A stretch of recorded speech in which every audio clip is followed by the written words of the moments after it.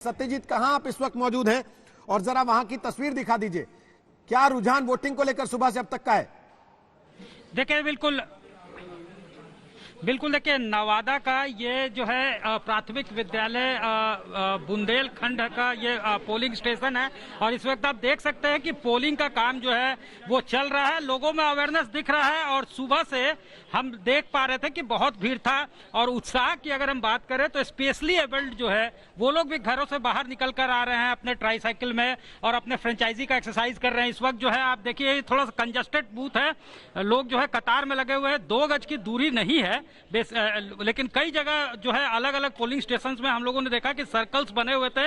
यहाँ पे खुद जो है या तो इनको फिजिकल डिस्टेंस के मायने समझने होंगे, अदरवाइज जो है एक जो है कॉस्टली अफेयर हो सकता है। हालांकि ये जो बूथ है इसका आप देख सकते हैं कि ये कंजस्टेड है, लेकिन लोग जो है वो आ रहे हैं और शहरों में 7 बजे से शाम 6 बजे तक का वक्त है, इसलिए बहुत ज्यादा क्राउड जो है कई बूथ पे नहीं दिख रहा, लंबी लंबी कतारें नहीं दिख रही है।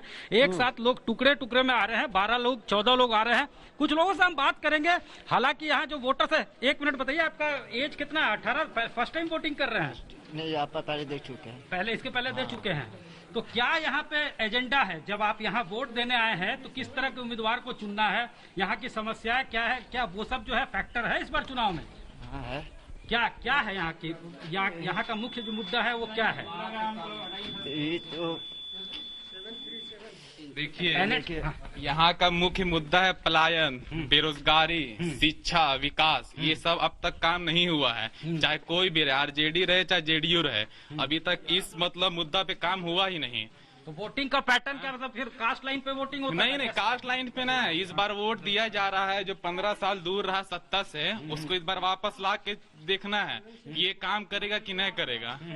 क्योंकि सही बात है, लालू के राज में जंगल राज था, उसमें एकदम काम नहीं हुआ। नीतीश कुमार काम किया है पर वो उस लेवल पे नहीं किया कि मतलब उसको दोबारा चुन के लाया जाए। चलिए वापस आते हैं सत्यजीत आपके पास। देखिए वोटर अपनी खुल के बात रख रहे हैं कम से कम, और बड़ी बात यह है कि लंबी लंबी कतारें हैं। आशुतोष, वोटिंग परसेंटेज को लेकर आपको थोड़ी उम्मीद बंध रही है इस बार? कोरोना के बावजूद लोगों में जो उत्साह दिख रहा है वो आपको लगता है एक बड़ा मैसेज है? देखिए, बिहार का जो वोटर होता है वो बहुत ज़्यादा पॉलिटिकल होता है और अगर आप बिहार में कहीं भी जाएं, किसी भी जगह जाएं, किसी भी ढाबे पे जाएं तो आपको वहाँ पे राजनीति के बड़े जानकार लोग मिलेंगे, बड़ी बारीकी से राजनीति के बारे में बात करते हैं। तो इसलिए मुझे लगता है कि जो मतदाताओं के अंदर उत्साह होगा, जैसे जैसे दिन और बढ़ता जाएगा वैसे वैसे उत्साह भी बढ़ता जाएगा। दूसरी बात क्या है कि मुझे लगता है कि पहला ऐसा चुनाव है पिछले काफ़ी समय के बाद जहाँ पर कि एक उत्साह दिखाई पड़ रहा। अब ये उत्साह किस करवट बदलेगा ये भी कहना थोड़ा सा मुश्किल है, लेकिन अगर तेजस्वी की रैलियों में जो भीड़ दिखाई पड़ रही है, जो जोश दिखाई पड़ रहा है, जो ऊर्जा दिखाई पड़ती है, अगर ये कोई इंडिकेटर है, या अनएम्प्लॉयमेंट को लेकर जिस तरीके से लोग खुलकर बोल रहे हैं, जैसे अभी आपके मतदाता बोल रहे थे चैनल के ऊपर, अगर ये कोई इंडिकेटर है तो ये स्पष्ट दिखाता है कि इस बार काफी संख्या में लोग निकलेंगे और पहले से ज्यादा निकलेंगे, पहले ज्यादा मतदान होगा, ये मुझे दिखाई पड़ा। आलोक जी, आपका कमेंट एक फटाफट, फिर संजय जी से पूछता हूं। देखिए, मुझे लगता है सबसे बड़ी तो बधाई देना चाहिए कि कोरोना के सारे कठिनाइयों के बाद भी बिहार में जिस इलाके में मैं जाता रहा हूँ, उस समय भी रहा भी हूँ वहाँ, तो लोग निकलते, मतलब जैसे सेंसिटिव एरिया है आज जिन इलाकों में हो रहा है, चाहे वो गया हो, औरंगाबाद हो, भागलपुर हो, बक्सर, आरा बक्सर हो, जहाँ आतंक रहता था कि बाहर ना निकल सके। पहला पॉइंट तो मैं ये मानता हूँ कि लोग, देखिए संकट परेशानियां पहले भी बहुत थी, बेरोजगारी तो जेपी मूवमेंट से लेकर के था, इसलिए वो मुद्दा बन गया है और बनना भी चाहिए। बेरोजगारी या विकास तो मुद्दा रहेगा। असली समस्या यही है कि नीतीश कुमार ने सारा अपने ऊपर जैसे मान लो छवि बनाया, ले उनके नीचे यदि लोगों ने काम नहीं किया, या बीजेपी के लोग खाली सोचते रहे मोदी जी जिता देंगे, आज भी मोदी वहां पर है, या राहुल गांधी पहुंच रहे हैं, लेकिन यदि पार्टियां वहां पर काम नहीं किए हैं, उसका फायदा भी, काम किया उसका फायदा मिलेगा। जिन विधायकों ने या संगठन के लोगों ने काम नहीं किया वो आपको असर दिखाई दे रहा है। कहीं भी जहां विकास के मुद्दे आपके पूरे संवाददाता भी घूम रहे हैं, सबसे बड़ी समस्या यही है कि केवल 2 नेतृत्व, मान लो मुख्यमंत्री और प्रधानमंत्री पर केंद्रित करना, ये उनको, वो भी तो निर्भर उन पर होते हैं। देखिए, यदि आप जहां पर बैठे हैं, यदि आपको ही मजबूत न किया जाए तो हम लोग आपसे किससे बात करेंगे?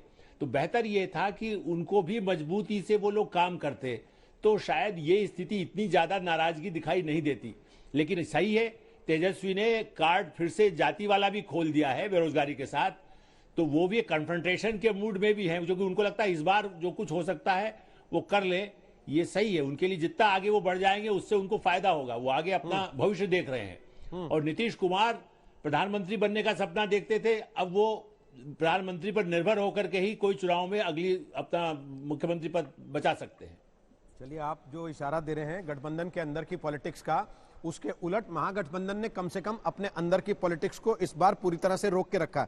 संजय जी, हमारे सहयोगी मनीष जी कह रहे हैं कोरोना के नाम पे इलेक्शन का बजट तो बढ़ गया, लेकिन पोलिंग बूथ पर दिख रहा है क्या उसका असर?